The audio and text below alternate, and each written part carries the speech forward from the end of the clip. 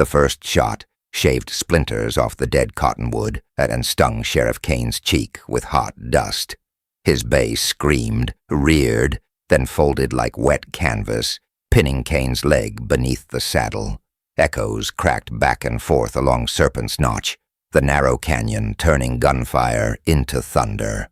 Kane wrenched free, boots slipping in shingle, and rolled behind a slab of red rock as a second bullet rang off it like a struck anvil. Sunlight beat down, hard and white. Sweat burned into the fresh cut on his cheek. He felt naked where his holster rode, Colt .45 heavy and familiar, until he felt the weight wasn't there at all. The fall had ripped the strap.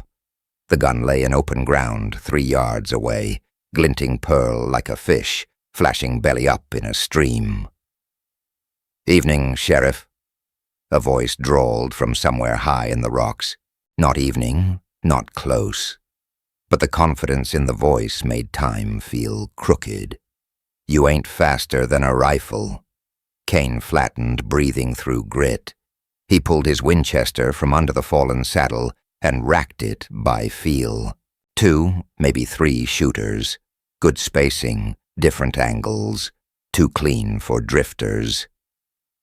Wind moved low, baking sage and old bones. Far above, a hawk smudged the sky, and waited. He'd known something stank the second he rode into the notch. The wire from Deputy Malloy had said a freight driver found 3 bodies at the dry well and saw a one-eyed rider headed for town. Malloy stamped it urgent, swore he'd hold the jail alone if need be. Kane read the letters twice, thumbed the imprint of the seal.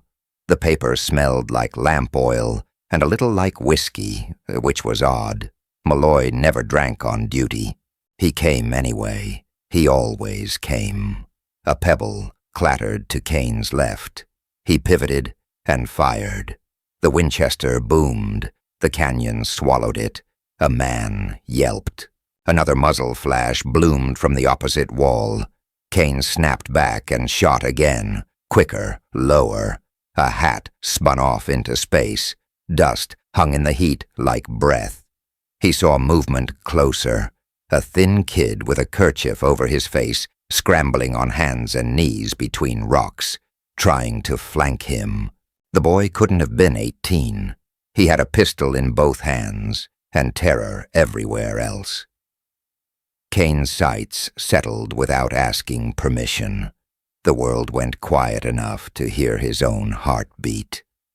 "Don't," something in him said. The old wound that wept whenever a young face pointed iron. The boy slipped, palms scraping stone. "Drop it," Kane barked. The kid dropped one pistol and looked startled to find himself obeying. Kane rose out of cover to herd him away from the Colt. 1 bad second, that's all it took, and a shadow moved in his blind spot. The club came in low and honest. It caught him behind the ear. The world tilted. White light punched his skull. He hit the ground to the taste of iron and dust, and the sound of boots skidding close. Hands grabbed the lapels of his duster and hauled him half upright. Someone laughed softly. Kane blinked through a rinse of red and saw a shape step out of sun into shade. Hat brim low, oilskin slicker despite the heat. A face he should have forgotten, except his life had been busy trying to remember it in nightmares. A ragged crescent scar dragging from left jaw into the neck, puckered and pale like bad stitching. The man didn't reach for his own gun. He stooped and lifted Kane's Colt instead, pearl-handled, steel-kissed bright by the sun. The outlaw weighed it in his palm with something too close to reverence. "Pretty piece," he said. "Feels like it belongs to me." Kane's badge had come loose in the scuffle. It dropped from his duster and struck rock with a light metallic chime, spinning in a coin-bright halo that threw sunlight across his knuckles. He watched it wobble, watched the world with it. His breath went narrow. The man with the scar cocked the Colt, Kane's Colt, with a familiar click that felt personal. Law ain't always justice, but justice rides with me, Kane said, steady. He said it because he knew the line between what he was and what the scarred man was, and because words were the only weapon in his hand. The man smiled like he'd been waiting to hear it again. You said that once before, he murmured. Didn't change a damn thing. Footsteps scuffed above. An unseen rifleman shifted, covering angles. The kid Kane had spared searched the ground for his dropped pistol, found only gravel and shame. Somewhere a fly buzzed the dead cottonwood, lazy in the heat. Back in town, the scarred man went on, the words almost conversational. A woman stood on a porch with her boy, light just right to make their hair look like wheat. Remember? I do. I remember most everything. Heat left Kane's hands. The notch tightened around him. He smelled soap and wild honey where there was none. Heard a child trying to whistle with two missing teeth. The scar twitched when the man smiled again. His eyes were lighter than Kane expected, almost gray. He enjoyed small cruelties. He enjoyed memory. You said you'd come for me, the man added softly. Took you long enough.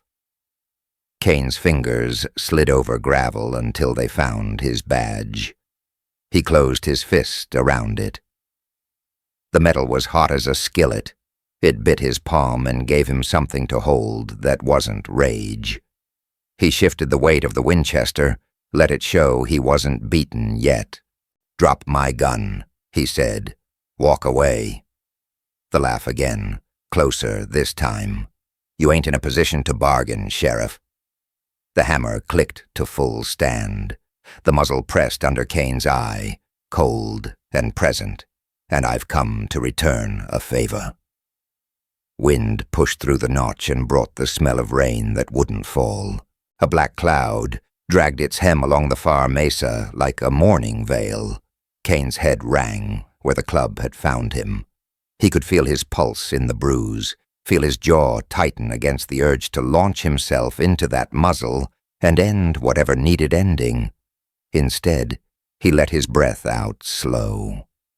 Boy, he said to the kid he'd spared, without taking his eyes off the scarred man. Walk out of here, and you still have years left to do better than this. Shut him up, someone called from above. The kid did nothing. His eyes moved from the sheriff to the gun, to the easy surety of the men on the rocks. His hands shook. He was deciding what he wished he'd done a minute ago. You always had a way with strays, the scarred man said. That why you rode in alone, because your own deputy couldn't be bothered. He flicked a glance toward Kane's torn holster. Or was he busy licking envelopes? The name jumped behind Kane's teeth, but he didn't spit it. Malloy, the whiskey smell wire, the route that put him here, and nowhere else. A splintered line of doubt ran through him and buried itself deep. He shifted again, badge cutting his palm deeper, reminding him there was more than one way to stand. You want me, he said. Here I am. Oh, I want you, the man said, almost tender, but not dead. Not yet.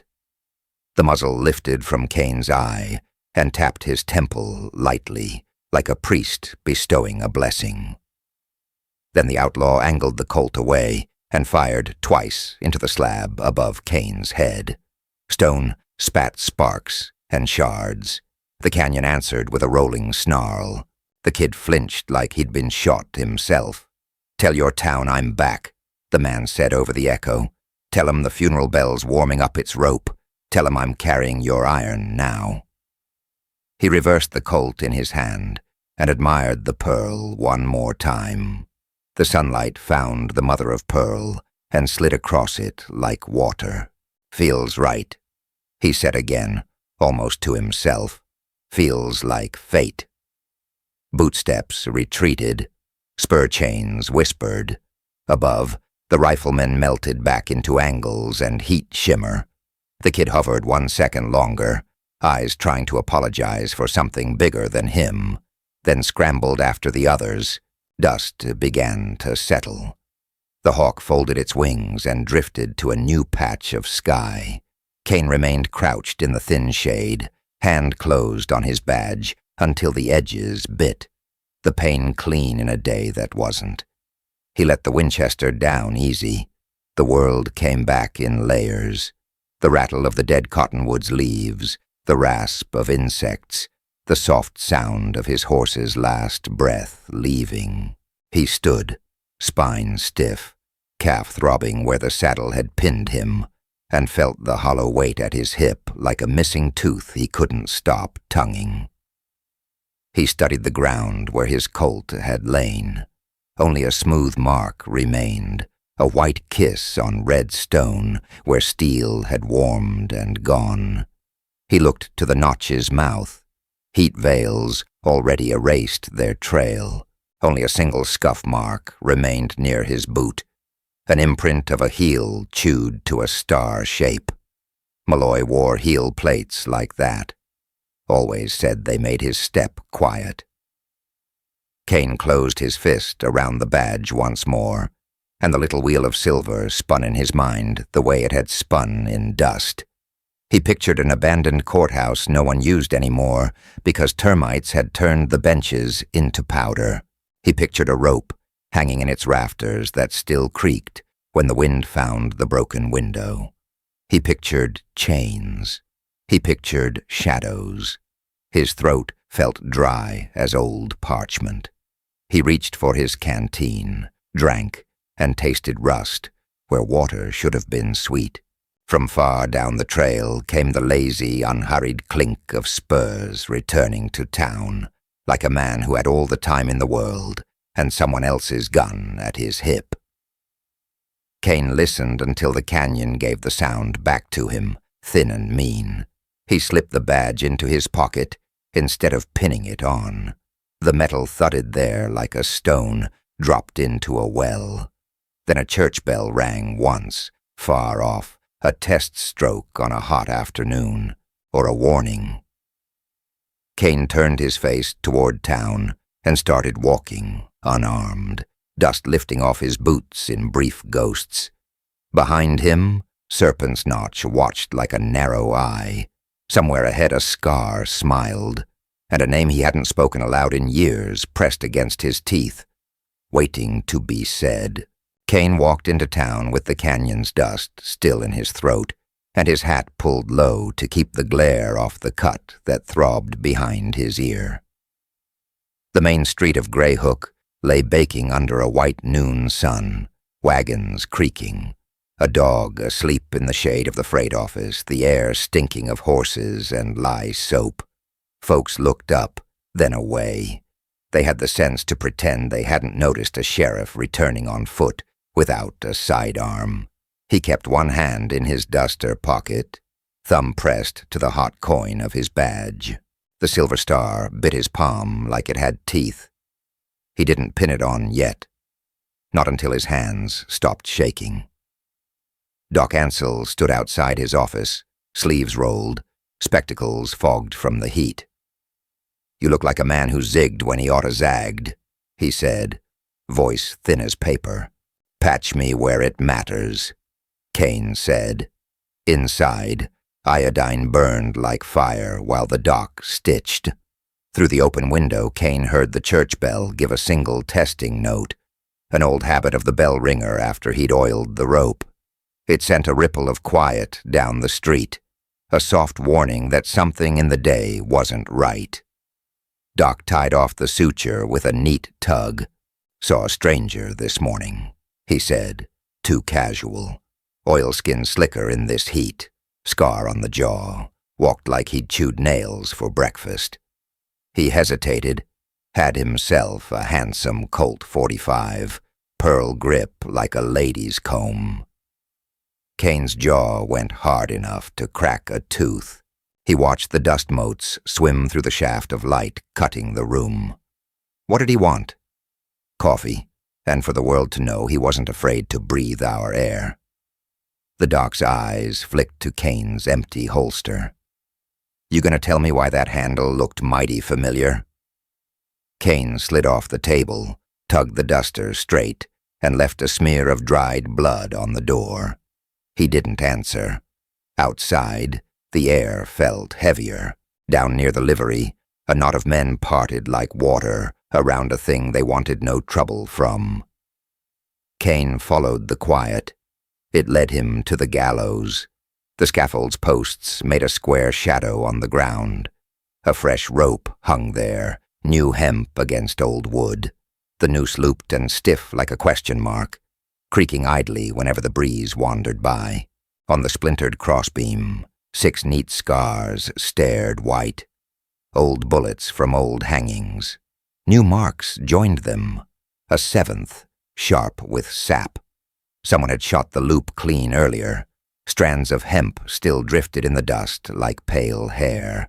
Kane stood under the scaffold and felt the rope's slow swing keep time with his heart. A handbill had been nailed to the upright with a stonemason's precision. He peeled it free. No words, just the outline of a star scratched in ash, and next to it, a smear of pearl dust he could feel between finger and thumb, faint as ground shell. Sheriff? A voice came from the shade of the jailhouse. Deputy Malloy leaned in the doorway, thumbs hooked in his belt, heel plates winking like little stars whenever he shifted. Lamp oil and whiskey hung about him the way cologne hangs about a gambler. Wire said you were headed for Serpent's Notch. I would have ridden along if not for business. His eyes dipped to Kane's empty holster and back up with a pitying, slow blink. Heard tell you got dusted. Where'd you hear? Kane asked. The handbill paper rasped when he folded it. Man at the Coyote Ear. Stranger with a scar. Said you were a gamecock without spurs. Malloy's smile didn't reach his eyes. Folks talk when the day's dull. Kane watched a fly worry the seam of Malloy's collar. Evidence room locked? Yes, sir.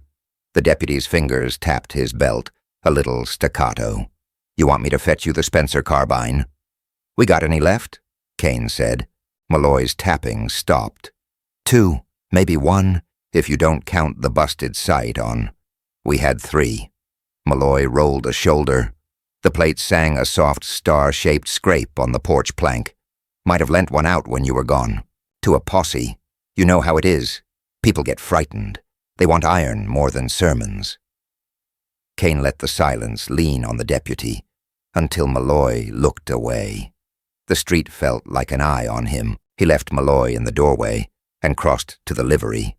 Inside, it was cool and smelled of hay, leather, old sweat. Jessa Pike, the stable hand, a whipcord of a woman with mended knuckles, wiped her hands on a rag that used to be a shirt. You're late to your own trouble, she said, not unkindly. He was here at sunup, bought a feed for a black gelding, and asked where a man could find decent coffee and cheap fear. The scar, Kane said. Like a crescent moon someone tried to stitch shut. Jessa's mouth went tight. He took a silver dollar from his pocket, put it on the rail, and shot through the eagle's eye for show. She jerked her chin toward the far stall. The coin lay there, clean hole, dead center. Reckon you'd recognize the sound of that gun anywhere. Kane had, even from behind his own eye, with his head ringing and dust in his teeth. Jessa kept talking because words are what people throw at fear to see if it will duck. He said a thing, Sheriff. Said the last time he came through he left smoke and weeping behind, and he was sorry he'd left anything standing. Then he smiled, as if he'd paid a debt. Kane pictured a porch. late sun on wheat-colored hair. His chest felt packed with cold sand. A shape moved near the door, thin, loping, hat too big for his ears, the boy from the notch. The world collapsed to the click of his boots on the packed earth. He hesitated at the threshold, as if a noose hung there only he could see. "You got business, son?" Kane said, too soft to be a challenge. The kerchief was gone. His face was all angles and hunger. He couldn't have been 18. "Name's Finch," he said, the word a swallow of dust. "He told me to tell you something." Kane didn't touch the boy. He didn't reach fast enough to scare him, slow enough to coddle him. He just waited. Finch licked his lips. He said, "Tell the sheriff the past caught up, and I brought his iron so it'd know the way." He said sundown at the gallows. He said if you ain't there, somebody else will hang in your place. The boy's eyes shone too bright. He gave me a dime to say it proper. "Much obliged." Kane took the boy's gaze and held it steady, as if together they were a crosspiece and a beam. "You run with him long?" Finch shook his head, then nodded, then shook it again. "Since last spring, he feeds us. The words broke. "He told me I was quicker than sin, 'cept when he needed me slow." Kane remembered the slip-on grit, the dropped pistol. The boy had obeyed a barked order from a man he feared more than the law. That counted for something, maybe not enough. "You want out?" Kane asked. "Now's the one window fate has in it." Finch's mouth worked. His eyes slid toward the door like a colt thinking about bolting. He said he'd peel me if I... "Reach for the truth," Kane said. "There's no peeling in it, but there's scars. The kind a man can live with." Finch swallowed. "He's staying in the mercantile loft. Said he wanted to hear the bell when it rang, so he knows time's moving." The boy took a step back. "I gotta go. If he sees me jawing with you." "You go by the alley," Jessa said, voice brisk to keep from shaking. "And you never walk back the way you came." Finch vanished. A scrap of shadow flicked out by the sun. Kane stared at the coin with the bullet through the eye. He could feel the grit of pearl dust still on his fingertips from the handbill. He could hear his wife say, plain as a prayer, "Don't choose vengeance and call it duty. Choose clean."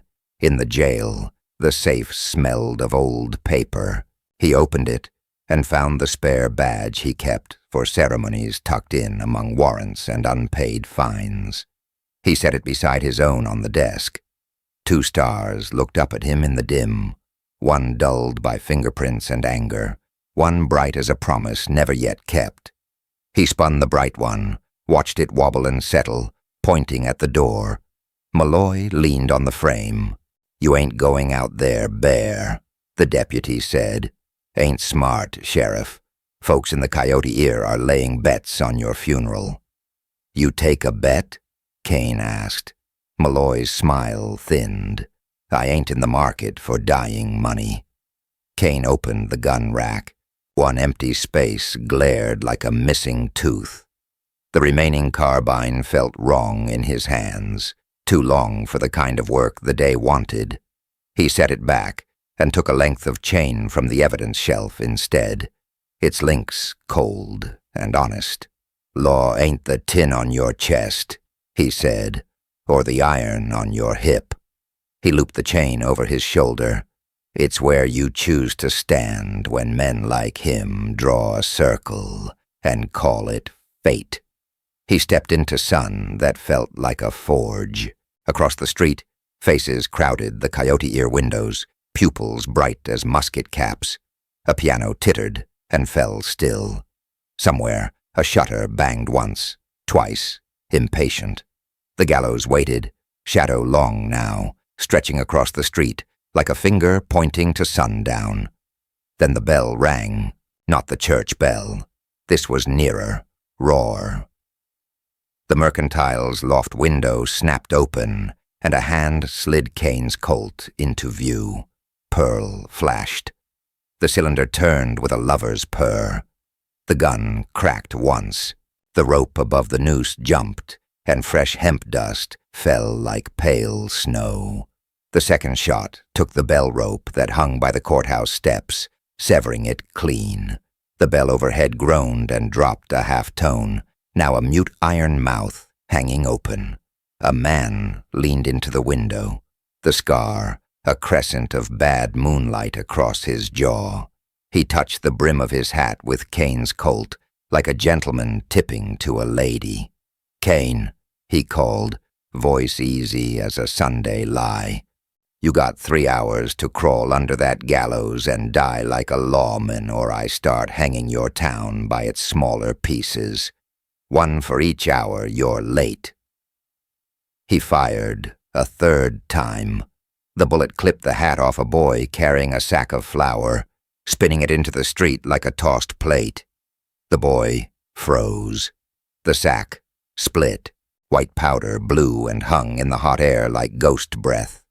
Kane didn't move, didn't blink. The chain lay heavy on his shoulder. The badge in his pocket burned. The town held its breath. Malloy's voice came soft behind him. "Reckon you ought to run this one by the book, Sheriff." Kane watched the flour dust drift and settle, watched the noose sway, watched the outlaws smile waiting in the loft, like a cut he'd left long ago that never healed. 3 hours, and no gun. The town breathed like a wounded animal, short, sharp gasps behind shuttered windows. Dust moved in thin veils down Main Street, catching on the gallows rope, where it swayed and squeaked softly, a metronome for dread. Sheriff Kane stood beneath that creek, hat brim low, silver badge glinting whenever a cloud thinned. He turned the badge with his thumb, feeling the ridges, habit more than pride. His holster rode empty on his hip, leather sagging like loose skin. Somewhere out past the cottonwoods a crow flapped once and settled. It sounded like a nail driven into a lid. He pictured the ambush again, the way hands had come out of dark oak scrub, the weight of a body slamming his shoulder, the flash of his own Colt snatched from his grip with a laugh too close to his ear. That laugh had carried something he knew bone deep, a memory of a staircase burned to charcoal, and 2 bodies upstairs gone quiet, the floor still warm, a ring with a chipped onyx, peppermint tobacco. The man who'd done it had come back after all these years, wearing a new suit and a cleaner conscience. Kane could taste copper whenever he thought on it. A wagon rattled up the street, a coffin rolling loose in the bed, the lid tied with rawhide.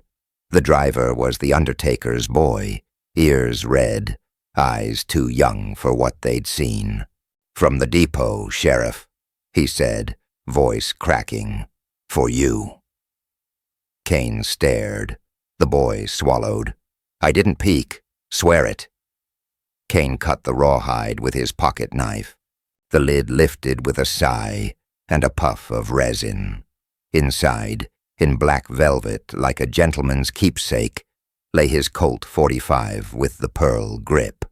The cylinder shone, freshly oiled. Next to it, a funeral lily pressed flat, and a scrap of paper in a clerk's neat hand. Midnight. Courthouse. Kane felt the floor buckle inside his chest. He took the Colt and set it back in the coffin like a snake he wasn't ready to hold. The town's breath changed. Shutters lifted an inch. The gallows rope whispered, "Tick, tick." "Sheriff?" the boy asked. "Take that box to the jail," Kane said, voice sandpaper. "Lock it in the evidence locker and keep the key on you. If anyone asks, tell 'em I ain't armed." The boy blinked. "Ain't armed?" His eyes went to the empty holster. "People are scared, Sheriff." "So am I," Kane said, and meant it. By noon, Fear had a face. A knot of men formed outside the saloon, hands holding tools that read like confessions, fence posts, pick handles, a rusted Navy revolver held wrong. On the boardwalk stood Jonas Reed, dusted from the trail, a drifter with a gambler's smile and a bruise blooming at his jaw. Two shopkeepers had him by the elbows, pressing him toward the street like a debt they were done carrying. "That one's a scout," a voice called from the crowd. "Saw him talking to the stranger last night, the one with the black ring." "He lit a match for him," someone else said, "right behind the livery. Turned his face away like he was hiding. Hang him now and save the rest of us," the blacksmith boomed, eyes wild. "String him and maybe the devil keeps riding." Kane stepped off the jail porch into heat, the air bitter with old whiskey and new panic. He put himself between Jonas and the men without touching his belt. The crowd stuttered at that, their lawman bare-hipped, no colt, only a badge and a stare. "Back to your shops," Kane said evenly. "There'll be no lynching under my rope." A lean rancher swung the pick handle up, so it pointed like a pike. "Easy to say from behind a gun, Sheriff, except—" His eyes dipped to the empty leather. "You ain't got one." Kane's mouth twitched. "Still got a jail," he said, and tipped his hat at Jonas. "Inside, now." Jonas hesitated, gaze skittering along the crowd. When he moved, the blacksmith lunged. Kane went forward without thinking, catching the handle with both hands, the wood biting his palms. He twisted, felt tendons fan like wires in his wrists, and levered the man away. The blacksmith tripped over his own boots and crashed through a barrel end first. A river of molasses streamed across the boards, shining like congealed blood. "Enough," Kane said, sharp as a shot. "Last man who climbs these steps goes in irons for disturbing the peace." The crowd swayed, then pulled back, not in respect so much as calculation. They watched him shepherd Jonas inside, heard the iron tongue of the lock click. Behind the bars, the drifter gripped the rails like a penitent. "I ain't his," Jonas said, words spilling. "Didn't talk to him, Sheriff. Just a match. Man asked for a light. I had one. I ain't in bed with the devil." "Lot of men lit the devil's smoke without knowin'," Kane said. His own hands were shaking. He turned away so Jonas wouldn't see. By late afternoon, a new sound rode into town, the ordered thump of military tack, the clang of a bridle tag, the specific quiet of trained horses and the men on them. The crowd parted down Main Street like a seam ripping. Sun flared on a brass U.S. star. 3 troopers, a clerk with a valise, and a man in a dark frock coat on a coal-black horse. On his right hand, an onyx ring winked like a bad eye. He dismounted slow, one boot at a time. Dust clung to his cuffs. His smile did not. "Afternoon," he said to the street at large, tone neighborly. "Marshal Cassius Beck, United States, here to restore order." Kane felt the world tilt. He heard the peppermint without a breath of wind. The man walked toward him and extended papers. The clerk cleared his throat, recited names and seals as if names and seals made men clean. "Marshal," Kane said, tasting rust. He did not take the hand. "You're new to these parts." "Passing through," Beck answered smoothly. His eyes flicked to Kane's holster, then to the jailhouse door. He pitched his voice for only Kane. "I heard a man here lost his gun in a bramble. Clumsy thing. Shame how a man's hands go slow with age." Kane didn't look at the ring. He looked at the pupils, black coins, saw a ripple there when his gaze didn't break. "We keep our own order." Beck smiled like a blade sheathed in silk. "Of course. And yet rumor says you have a vagrant in custody. Jonas Reed. I'll take him into federal protection. question him, see where he purchased his matches. The crowd liked the sound of federal. Shoulders loosened. A woman audible prayed behind a shutter. Kane felt sweat move down his spine under the duster. Law wasn't a shape you could lean on. It was wind through grass, good when it moved with you, cutting when it didn't. Protecting Jonas was the law. Taking Jonas might be justice, depending which story a man told himself tonight to ease the bed springs. Warrant? Kane asked softly. Beck nodded to the clerk, who flourished paper with ink still wet. Signed in Elderton this morning. Elderton's judge had bartered verdicts for cattle in the spring. Kane had seen it. The paper smelled like fresh-cut lies. He closed his eyes a breath longer than a blink. When he opened them, he saw his wife's shawl folded on a chair that wasn't there. His boy's marbles scattered under a table that wasn't. He heard laughter on a staircase that had fallen in with the fire. The laugh was the same as now. He stepped into the jail, let the cool dim press his skin. Jonas stood, expectant, hopeful, like a man before a priest. Kane unlocked the inner door, then stopped, key hot against his fingers. You hand me over, he'll kill me before the moon's up, Jonas said. You keep me, he'll give this town a memory it won't forget.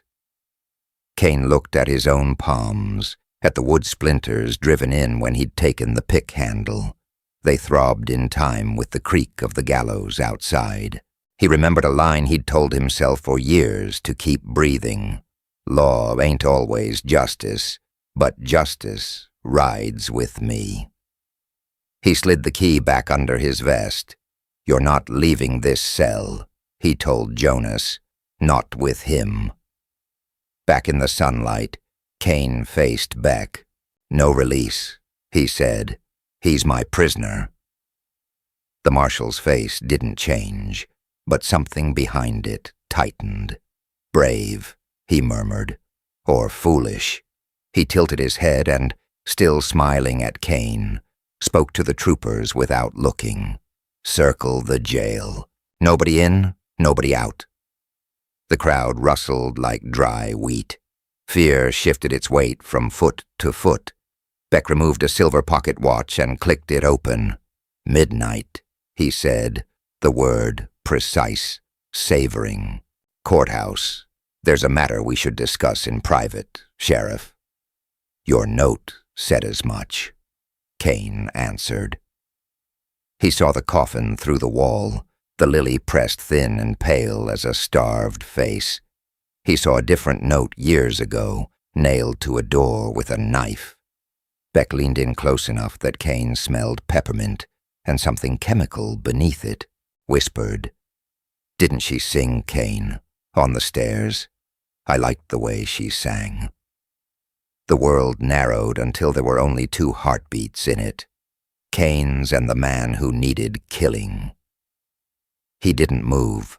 Beck's teeth flashed. Midnight, he repeated, louder now, for the street. Courthouse. The troopers took their posts. Doors shut again. The sun slid west with indecent speed. As evening climbed the storefronts, Kane walked alone to the abandoned courthouse at the edge of town, where willow shadows crossed the cracked steps like old scars. Wind carried the smell of creosote and distant rain. The big double doors stood ajar, breathing darkness. Inside, dust motes floated in a shaft of moonlight, cut by the broken transom. The judge's chair sat crooked behind a worm-eaten bench.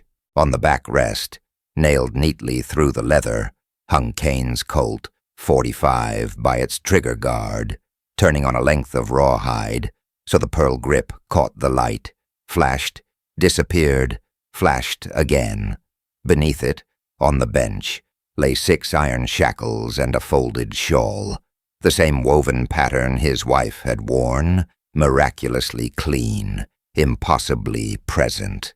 A rifle clicked behind him, wood against metal, a sound that seemed to travel the whole length of his spine. "Don't turn around, Kane," said the voice that belonged to his nightmares and now wore a badge. Trials in session. Dusk bled into the main street like spilled ink, and the abandoned courthouse on the bluff turned black against a bruised sky. Sheriff Kane moved through it like a ghost that still weighed the world. Footfalls soft, breath steady, hands busy. He strung horsehair trip lines across the stairs, tucked sleigh bells under a loose plank, and dusted the warped floor with sifted ash so any footstep would print pale as bone. Lanterns stood in odd corners, chimneys hooded with tin to throw thin blades of light. One lantern he set behind his coat and hat, propped on a peg. Another he canted toward a cracked window where a cutout silhouette would make a man swear the sheriff stood there in profile, waiting to be shot. The gallows at the rear rose like a dead tree. He tested the lever, listened to the rope groan. The hemp spoke to him, dry, unforgiving. He tied a second rope to a counterweight over the beam, measured its drop with a gambler's patience, and fixed the knot where a body would hang if the weight went. Not to kill, no, not yet, but to snare. Justice first, judgment later. Below, the town tried not to breathe. Doors latched, windows snuffed, piano silent at the saloon. Dogs didn't bark. When a breeze came off the flats, it smelled of creosote, coal oil, and fear. A key scraped iron. Kane stood before the jail and felt the badge cool against his chest. He spun it once between finger and thumb, silver star flickering like a coin tossed to fate. The cell door swung open with a tired moan. Rafe Maddox, rustler, gun hand, unlucky survivor, stared through the bars. A split lip gave him a permanent sneer. "So this is it," he said. "You break the lock. I run. You gun me down to calm the town. Easy epilogue." Kane's voice came dry. "You're bait, not a body." He held up a set of irons. "Wear 'em for the walk, and you breathe tomorrow." "Why?" Maddox asked, eyes narrowing. "Why throw your badge into that well for me?" Kane's gaze drifted to the courthouse ridge, where night pooled in the cottonwoods. He thought of a house that had burned to a quiet red shell, and a boy's toy horse found in ash. One wheel melted flat. "Because the man who killed my family will follow you," he said. "He thinks you know where my colt went. He'll come to claim it, or the story around it. I want him standing where shadows tell the truth." Maddox swallowed. "You sure he's the one? Folks say the killer's dead, or gone, or wearing different boots." Kane turned the key, stepped inside, and clipped the irons with a click that sounded final. "I saw his work again," he said, low. 12 gauge at close range on a widower's porch last week. Same shells. Same habit of leaving the whistle. 2 notes, soft, like a prayer he forgot the words to. Maddox's bravado flickered. "Then you ain't setting a trap," he muttered. "You're building a gallows for yourself." Kane led him out, maybe both. They went up the hill at last, light, boots crunching frost in the grass where shade already owned the ground. Beside the courthouse door stood a figure in a wool blanket, hair braided with horse sinew. Naya, a patchy girl, witness to things men lied about later, slid out of the dark with the quiet of a thought. She kept a bone whistle at her throat and a rawhide bandage on one forearm where a bullet had skimmed. "You don't belong in there," Kane told her. He smelled wood smoke on her, sage on her hands. She had the desert in her eyes, wide, old. You see anything, you run to the livery, and you keep running. She shook her head once. "I know his walk," she said. "Left foot drags a little. He stepped in fire once. I know his breath, too. It tastes of peppermint and gun oil. I will tell you before he breathes your name." Kane wanted to argue. The wind took the will out of him. "Stay behind the judge's bench," he said, finally. "And if I shout, drop. You pull the rope, and don't look over the rail." They went inside. Kane cinched Maddox to a center post with a length of chain and left the irons loose enough to rattle. Noise to stir a killer's pride. He set his hat and duster on that peg for the silhouette and draped his star over the lapel, the badge catching a blade of lamplight. It looked like the man he used to be. Tall, unbent, bullet hard. He wondered which shadow the killer would aim at, the man, or the iron mark that made him. Down the slope, the church bell tolled a single note as if by accident. 9 o'clock. The courthouse timber ticked as it cooled. Kane took position behind a powder-stained pillar near the gallows lever. A borrowed Winchester braced to his shoulder, breath pulled thin, trigger finger flat and calm.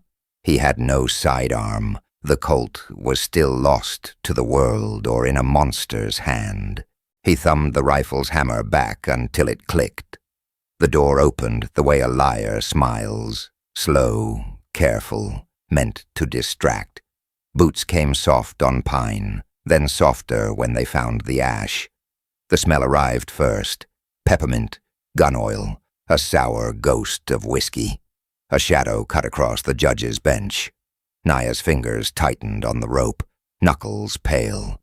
Her eyes flicked once. Left foot, drag, yes. "Evening, Sheriff," a voice said, deep and easy, the kind used to talking men into graves.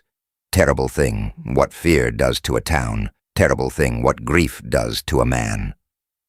Kane didn't move. The voice oiled into the room, tweaked at nerves the way a knife touches leather. "Much obliged for the invitation," it went on. "Courthouse suits you. Law up high, dirt below." A pause. A breath. "Rafe Maddox, don't you worry. I only need a word." A footstep near the silhouette. Another, just close enough to believe it. The killer's breath came slow, as if he smiled. The shot came like a held truth, finally spoken. One crack, hard, clean. The silhouette star leapt, spun, and the coat flapped backward as the bullet punched where a heart might be. Tin rattled, hat flew. A pearl glint rolled in the lantern knife, the pearl of Kane's Colt's grip in the shooter's fist, white and obscene. Kane didn't scream, didn't move, didn't give away his air. The killer shifted, Boots whispering in ash. "Didn't think I'd earn your badge this easy," he drawled. "But then, you always were late when it mattered." "Drop," Kane said, and Naya yanked the rope. The counterweight plunged. The snare loop snapped up from the floor like a snake. It cinched a calf and jerked a body sideways. A bell under the plank sang once, bright and silver. The figure fell with a curse, the wrong curse, high and panicked. Not the man, one of his hands. A scout, small, agile, caught like a rabbit, struggling, spitting. The Colt's flash stabbed the dark again from farther back, and a bullet tore splinters where Kane's cheek had been a second before. He rolled, fired once toward the muzzle flare. Wood screamed. Somebody hissed, then laughter, low, near the doorway. A man stepped into the lantern's cut light, wearing a federal star just above his vest pocket. Not silver, but yellow brass. U.S. Marshal. A neat scar along his jawline like a careless lover's nail. Peppermint on his breath. The Colt in his right hand caught firelight and winked. Pearl handle, engraved backstrap. Kane's Colt. His wife's blood had dried once along that site. "Evening, Kane." the marshal said, like a neighbor greeting over a fence. His hat sat square, his smile careful. Name's Eli Creed. The badge winked again. Authority made of metal and lies. You're making a mistake setting snares for honest law in a federal building. Naya's face showed above the bench edge, eyes like flint. She looked at Kane, then at Creed, and her jaw tightened. He smells right, she whispered. Same peppermint. Creed's smile brightened. Child, you'll want to hold your tongue around men doing serious work. Maddox rattled his chain, sweat shining on his lip.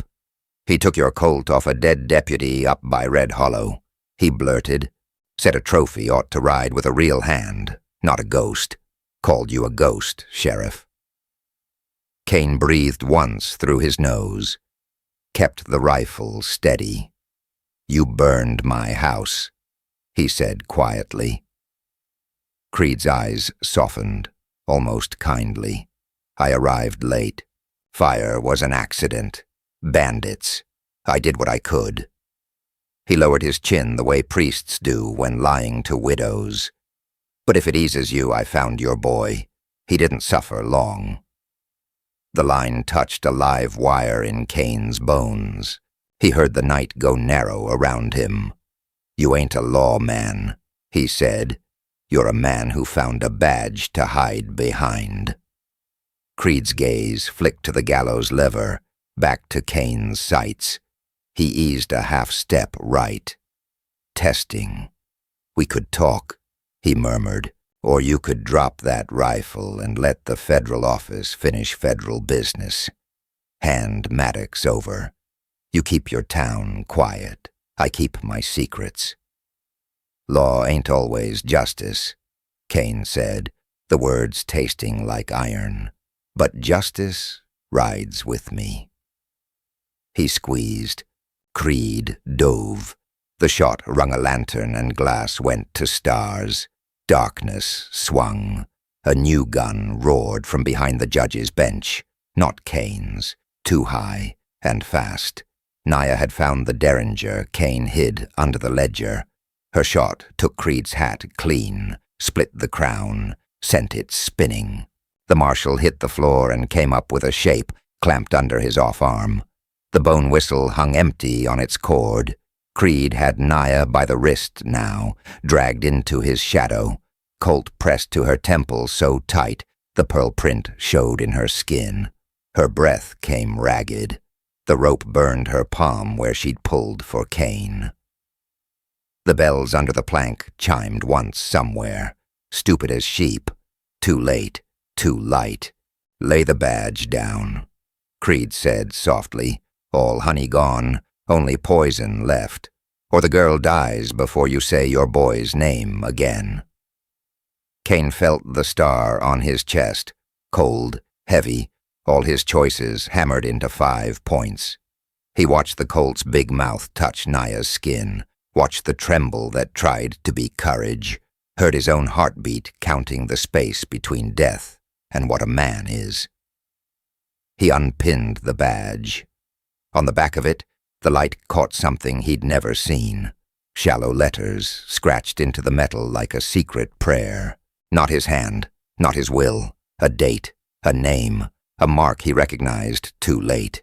Kane's fingers slackened. The badge fell. And Creed smiled, because whatever that scratched word was, it had just told Sheriff Kane that the man he'd been hunting wasn't the only traitor in his story.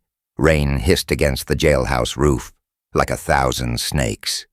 The kerosene lamp on Kane's desk made a small, stubborn sun that could not warm the damp.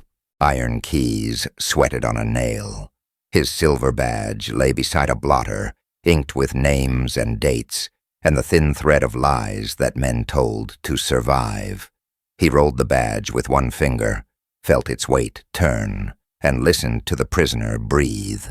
Gideon Rook sat in the rear cell, wrists chained, ankles in irons, hat gone, wet hair clinging to a skull that had learned too many winters. The man who had burned a home on Buck Hollow and left a wife and boy in the ashes, watched Kane with a quiet smile that never reached his eyes. Kane's Colt, .45, pearl-handled, scarred at the cylinder from years of draw, rode on Gideon's hip like a stolen memory. It looked wrong there, wrong as snow in July. "You lock a man with ghosts," Gideon said, voice low and rough as a dry creek, "and the ghosts do the talkin'." Kane ignored him. He heard boots outside, the halting steps of a man who had been up all night. Deputy Eli Crow slipped in, rain hanging from his brim, eyes gone fox-sharp and jumpy. He shut the door soft, like he was afraid to wake something sleeping. "Judge Hollis sent a note," Crow said, setting a folded paper by the lamp without meeting Kane's gaze. "Territorial marshals coming to take Rook to the circuit court. Says we can't keep him. Chain of custody." Kane read the seal, saw the judge's delicate hand, smelled drying wax. The letters looked right. They also looked too fast. The judge never moved quick unless there was money pushing at his spine. "Marshal's name?" Kane asked. "Abner Pike," Crow said, licking rain from his lip. "Rides with 2 men." Gideon laughed softly, metal links clinking. "Pike and me know the same roads, Sheriff. Man's got a badge for collecting debts that ain't his." Kane's jaw ticked. The lamp hissed. "When he gets here," Kane said, "you'll keep the key on your belt, Eli, and your hand on it." Crow nodded, but his fingers had already found the comfort of their own worry. He worked them at his trouser seam like a gambler counting cards he couldn't read. They came at moonrise, when the rain thinned to a silver veil, and Main Street glimmered with puddles that swallowed lantern light. Pike pushed through the door first, broad-shouldered in a polished duster that shed water like duck feathers. His badge, oval and federal, flashed once and went dark. 2 men followed, one with a freckled face and eyes too eager, the other lean and quiet. Pike's smile was the kind men wore at a funeral when they'd already sold the headstones. "Evening, Sheriff," he said, removing his hat as a courtesy to the room rather than the man. "Papers in order. We'll take your robber of hearths and let a proper bench decide if hell wants him today or tomorrow."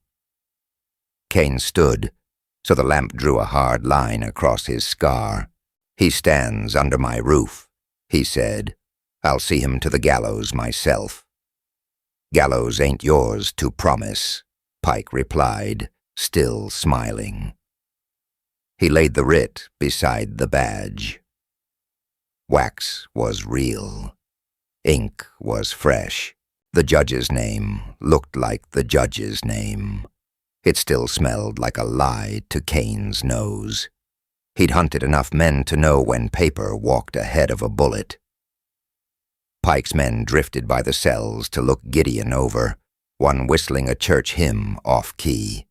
Gideon looked past them, past the lamp, past the iron, straight to Kane. "Tell me," he said softly, "you let your boy scream long, or did he go quiet?" Kane's hand found the badge. He felt the edge bite his thumb. He kept his voice even. "Law ain't always justice," he said, each word ironed flat. "But justice rides with me." The back door eased a fraction, so slight, the lamp flame didn't tremble. Kane didn't look. He felt it, the way a man feels a rattler in the dark.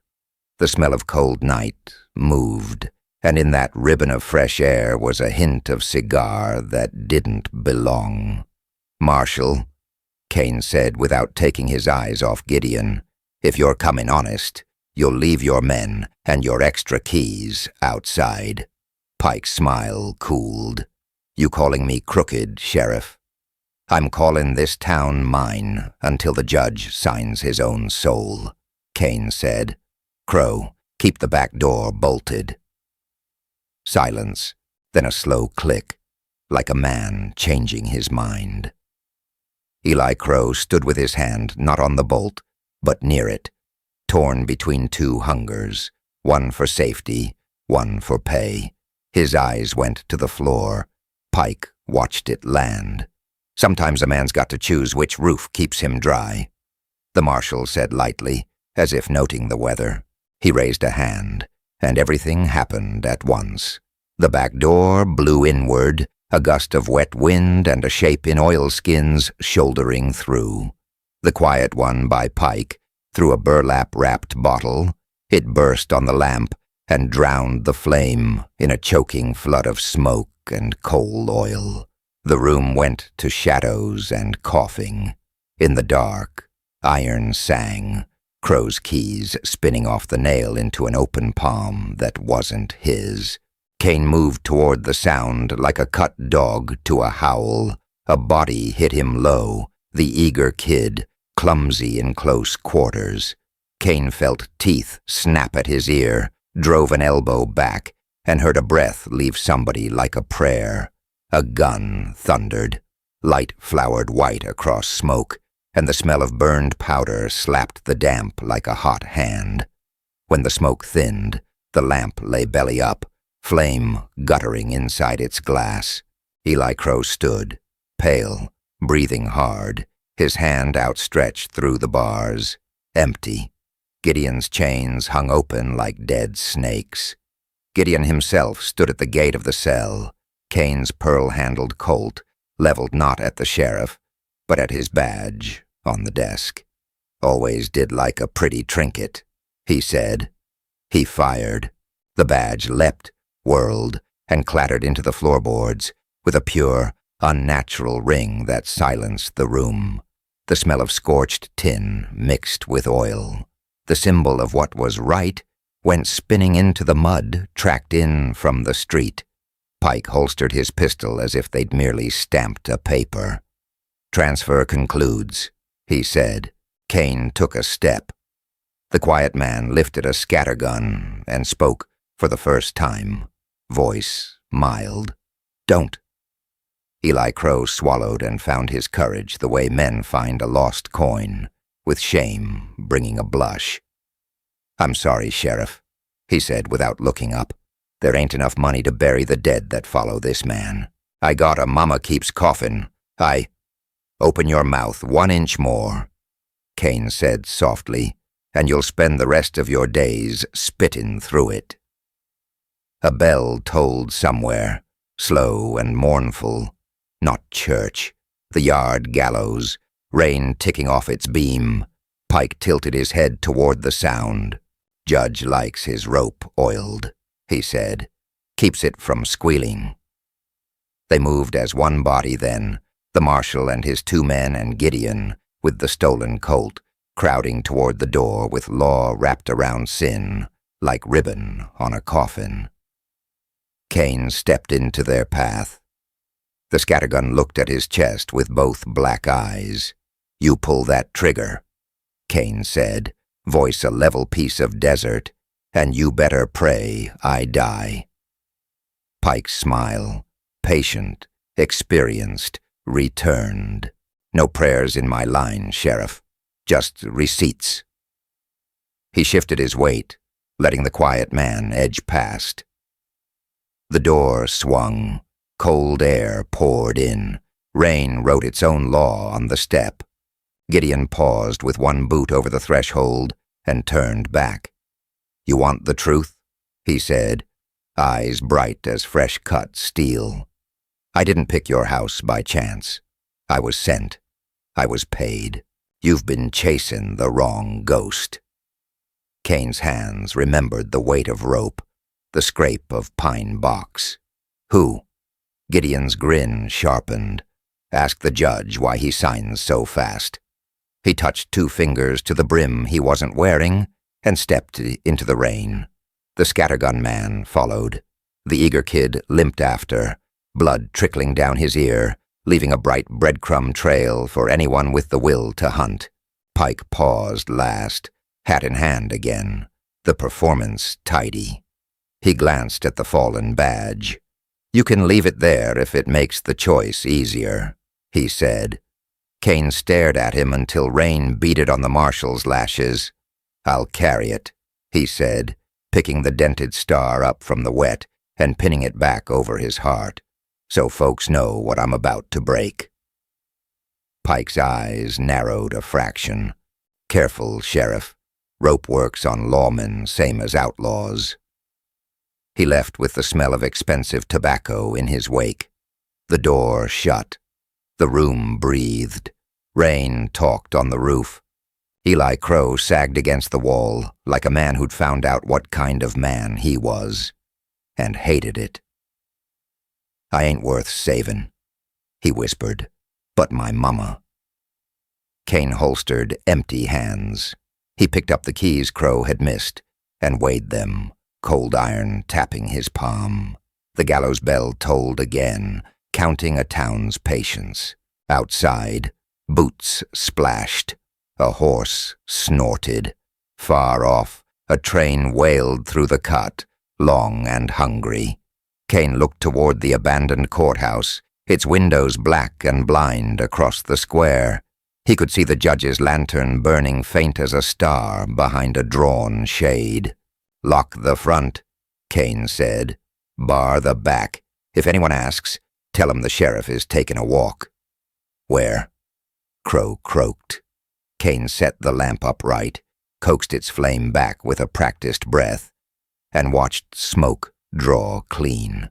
He slid the keys into his pocket, where the badge rode. "To ask a man with a pen why my boy died," he said. Thunder stitched the sky. The lamp popped softly. Outside, the gallows creaked as if some invisible weight had tested the rope. Kane stepped into the rain, hat brim filling with water, duster heavy on his shoulders, the dented star cold against his chest, and found a folded paper nailed to the jamb at eye level. Territorial seal, Judge Hollis's hand. 4 words that pulled the night tighter than any noose. Warrant, Sheriff Kane, murder. The bell tolled once more. From the darkness near the courthouse steps, a voice, not Pike's, not Crow's, called low and urgent. "Kane, over here. If you want to live to see dawn, you ain't going to the judge alone." He turned toward the whisper, and the rain closed like a curtain. Evening slid over Gallow Street like a slow blade. Heat still shimmered above the ruts, but the light went thin and copper, and the shadow of the town gallows reached long enough to touch the jailhouse door. Sheriff Kane sat inside, elbows on his desk, his silver badge spinning slow between thumb and forefinger. It flashed, dimmed, flashed, like a distant signal answered by no one. The killer, Harlan Pike, breathed on the other side of the bars, a soft rasp that sounded too much like a saw worrying bone. He lounged on the cot like a man in a parlor, boots crossed, wrists cuffed to a length of chain. The pearl-handled Colt on his thigh wasn't his. It was Kane's, the same gun stolen in the canyon ambush that opened this blood season. Pike had polished the pearls until they shone like a grin. "You gonna watch me nap all night, Sheriff?" Pike's voice purred, low and lazy. "Or you gonna do what you been dreaming of since Fort Mercy?" Your wife had a sweet laugh. Your boy didn't make a sound at all. A match flared in Kane's hand. The sulfur bit his nose. He lit a cigar and said nothing. Smoke rose blue in the failing light, and he let it sting his eyes just enough to keep the past where it belonged, everywhere. Outside, boots thudded in the dust. A murmur thickened, the sound of folk who had waited all day to be brave at dusk. Deputy Cass Holmes slipped in, sweat darkening the band of his hat. His eyes wouldn't hold Kane's. "Marshal Beckett is here from the territory," he muttered. "Wants the prisoner signed over. Says the circuit judge is expecting him before sunup." Kane stood. The badge stopped spinning and lay cold on the desk. A small moon gone dead. Bring him." They walked Pike through twilight. Like a parade, no one applauded. The crowd pressed both flanks, men with faces carved of dust and whiskey, women with tight mouths and arms chawed raw from scrub work, boys with eyes too bright for the business at hand. A rope swung from the gallows like a question mark written by a drunken god. When Pike saw it, he smiled, slow and mean, and lifted his chained hands in mock salute. "Suppose that's for me." He winked at the nearest boy. "You'll have stories, kid." "Keep moving," Kane said. The abandoned courthouse waited at the street's end. Big windows gone black, door hanging off one hinge, the old scales of justice carved over the lintel flaking like a scab. They brought Pike into the stale cool, where lamplight pooled around a single table, and a lean man in a black frock coat, Marshal Elias Beckett, leaned on his knuckles like a crow about to peck a carcass. "Kane." Beckett's mustache shone oil-slick. His voice was silk dragged over nails. "I'll relieve you of this difficulty. Prisoner transfer, writ already signed." He slid parchment across the table. "You'll be rid of him. We'll try him proper in the capital. Quick work." Kane read the seal, the curl of ink, the nowhere judge. He felt the falseness like grit in a tooth. "Who pays you to make him vanish?" he asked, still mild. Beckett's smile held. "The territory pays me to keep the peace." "Harlan Pike is the peace," Pike said cheerfully. "Pay the man, and I go." A board creaked in the balcony. The Apache girl, Lark, was up there in the shadows, a thin braid hanging over her shoulder, eyes that had watched a river run red. She had come to town with a scar at her temple, and the truth about who had laid the dynamite on Kane's wagon road. She touched 2 fingers to her lips, then pointed toward Beckett's coat. A warning, silent as snowfall. Kane set the paper down. "You don't carry a writ into a dead courthouse, Marshal. You bring it to a bench under daylight with a clerk to read it." He looked at Holm. "You vouch for this?" Holm swallowed. His hand hovered near his belt, hesitated, fell. "It's proper enough." Lark breathed a soft syllable. Holm flinched like he'd been named by fire. Beckett's lids lowered. "Sheriff, I'm asking you man to man." He tipped his chin toward the door, where the mob's hum thickened. "You let that crowd have him. You teach your town that law is a hat you try on when the weather turns. You keep him, they'll burn you out. You hand him to me, I make everything quiet." "Quiet's just fear with a blanket over it," Kane said. Pike rolled his shoulders, chains whispering. "Tell him, Sheriff. Tell him what you really want." He tilted his head. "Or say it the way you said it over the ashes. How's that line go?" He pitched his voice low, mocking, almost tender. "Law ain't always justice." Kane's hand moved before the word finished. He caught Pike by the shirt and slammed him against the old jury box hard enough to rattle the building's bones.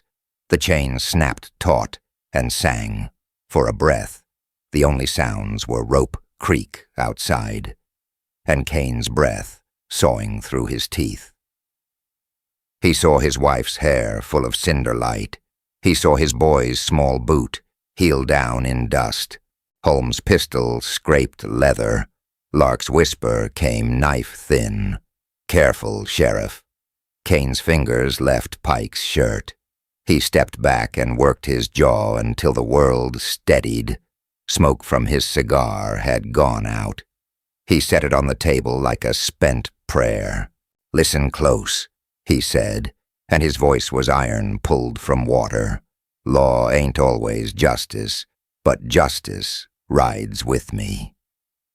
Something irreversible moved under the words. Holmes' face twitched. Beckett's hand floated near his inner pocket, a telltale reach. Kane nodded once to Lark. She moved soundless as dust and pressed the muzzle of a short carbine to Beckett's side. "Take it out with 2 fingers, Marshal," Kane said. Beckett lifted a little nickel-plate derringer by its trigger guard, vexation crossing his features like a cloud shadow. "Insurance." He shrugged. "Travel's unkind." Kane relieved him of the toy, then tossed it onto the table. It slid, spun, stopped, with the tiny black eye of its barrel looking at nothing. "Your writ's a lie. Your pocket gun says you know it. Deputy Holm, step away." His voice softened. "You got rope in your eyes, Cass. Decide now." Holmes stared at the gallows shadow stretching through the doorway like a road to mercy. His lips parted. "Town wants him dead," he whispered. "Town wants to stop being afraid," Kane said. "You show them how." Outside, a bottle shattered. Then another. Then the low growl of fire took breath. Orange lapped the door crack like a cat's tongue. Someone yelled, "Hang him, or we'll burn you all to ash." Beckett lifted a brow. "Choice made for you, Sheriff." Kane turned to Pike and eased the chain down from the pillar. Each link felt cold and certain in his hands.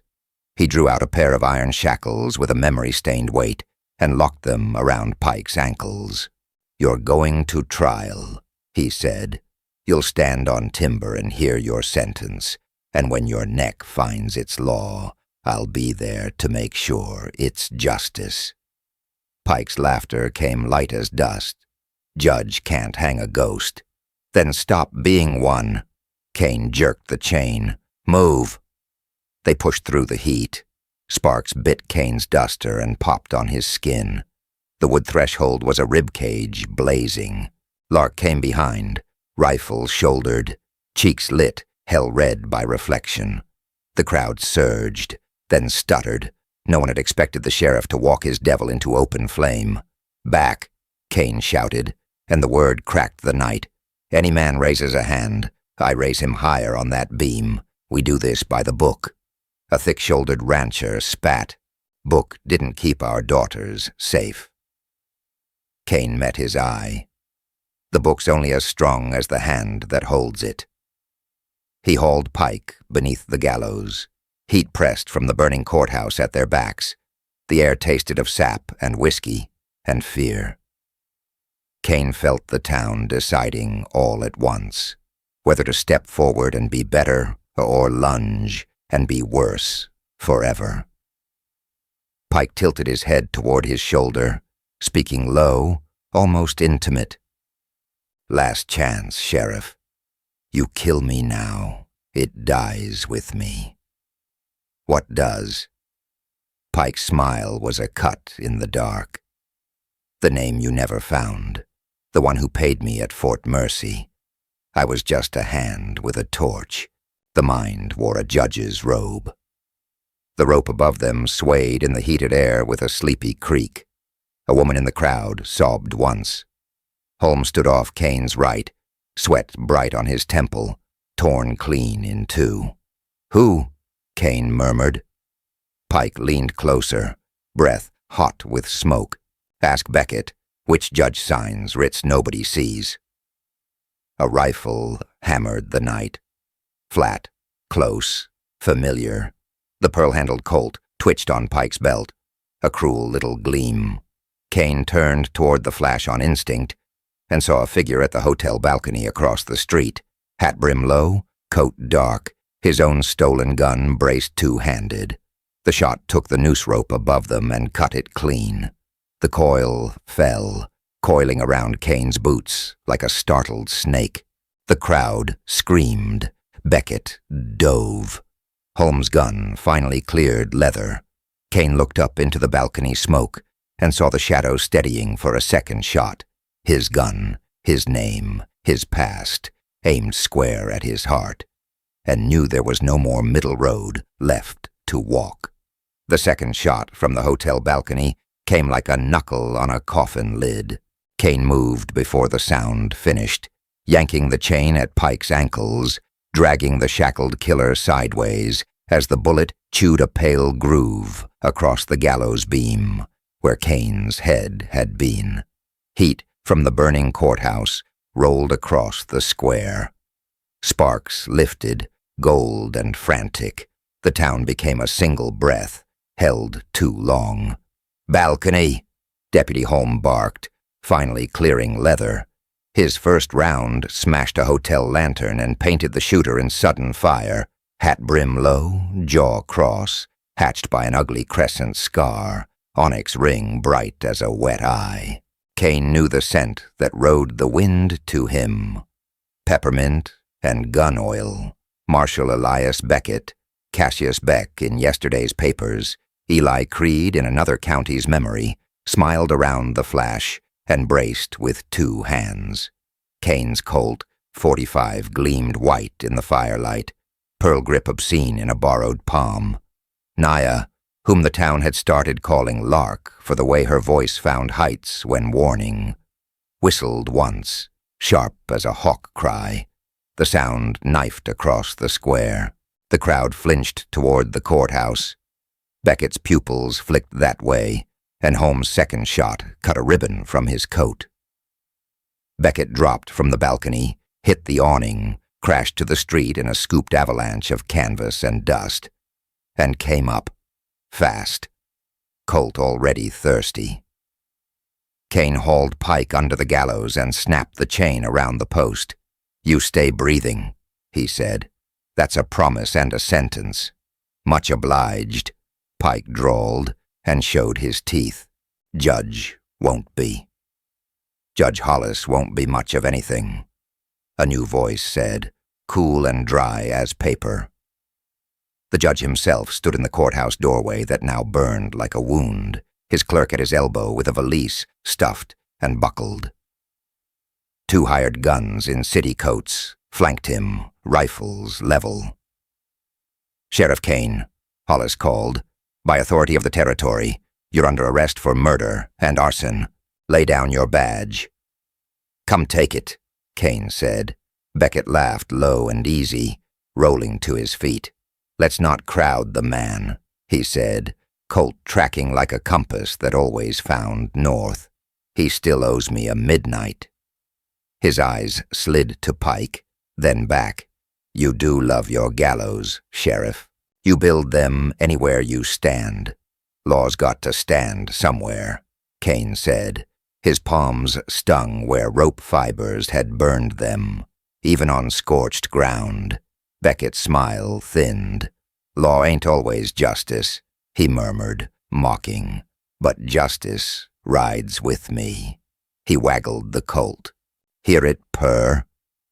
Holm edged left to split Beckett's attention. Naya ghosted along the boardwalk's shadow with a coach gun near her little shoulder, jaw tight, braid swinging. Eli Crow, ruined by his choice earlier, rain-slick hat shoved back, slipped out of the alley with a scattergun and shame in equal measure. "Kane," Crow rasped, "let me pay back what I broke." "You'll pay when it counts," Kane said. He put his back to the gallows post, felt the old wood splinters find scar tissue at his neck. In the corner of his eye the noose swayed, a lazy pendulum measuring out the last seconds of something a man thought he understood. Beckett fired first. The Colt's boom punched the night. Wood spat from the post, by Kane's ear. Holm answered, fast and ragged, and one of Hollis's coatmen went down on the courthouse step, clutching a red flower at his waist. The crowd scattered and swarmed at once, fear and fury mixing until they tasted the same. A woman screamed a prayer. A boy laughed the way boys laugh on a dare. Kane moved when Beckett moved. He jerked the gallows lever. The trap sprung open with a dead theater's creak. The counterweight dropped. The beam jerked and tilted. Canvas from the hotel still draped one corner. It tore free, snapped like a sail, and slapped Beckett side on. The marshal staggered and fired wild. The round took the rope above the knot and sent the noose tumbling like a stunned snake.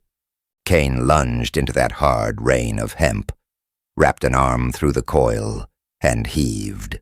The beam groaned and came down crooked, a shoulder-high battering ram on one side, a guillotine rumor on the other.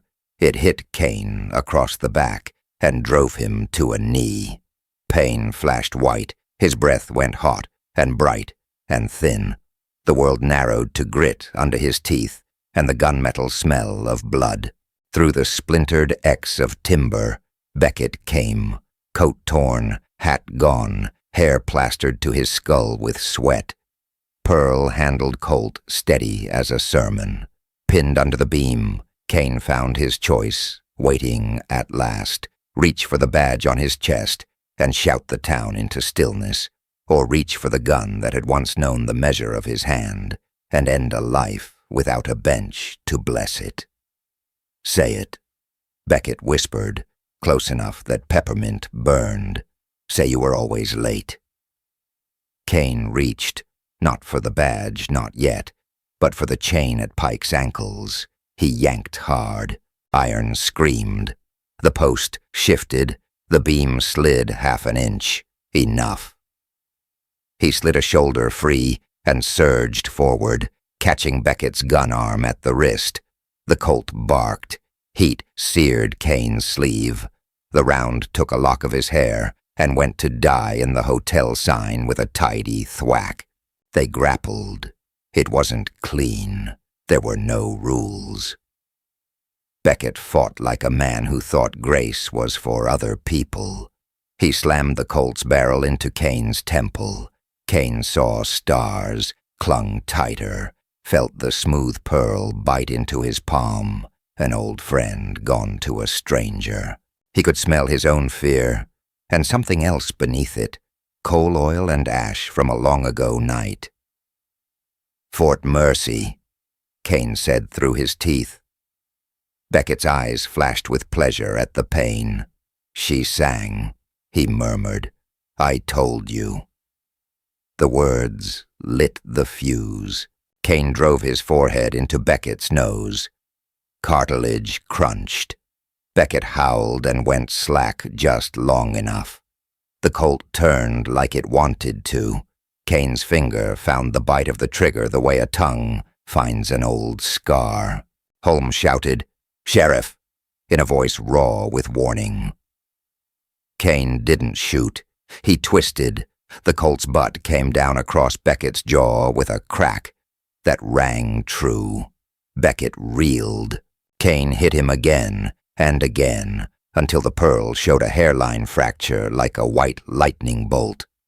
Beckett sagged to his knees, paws up, still the actor, eyes calculating coward's math. He fumbled for a knife at his boot, a sliver of night, ready to go bright. A single scattergun blast drowned the rest. Eli Crow stood 10 feet away with the stock to his cheek, smoke already curling, face wet with rain and something freed. Beckett's knife fell first.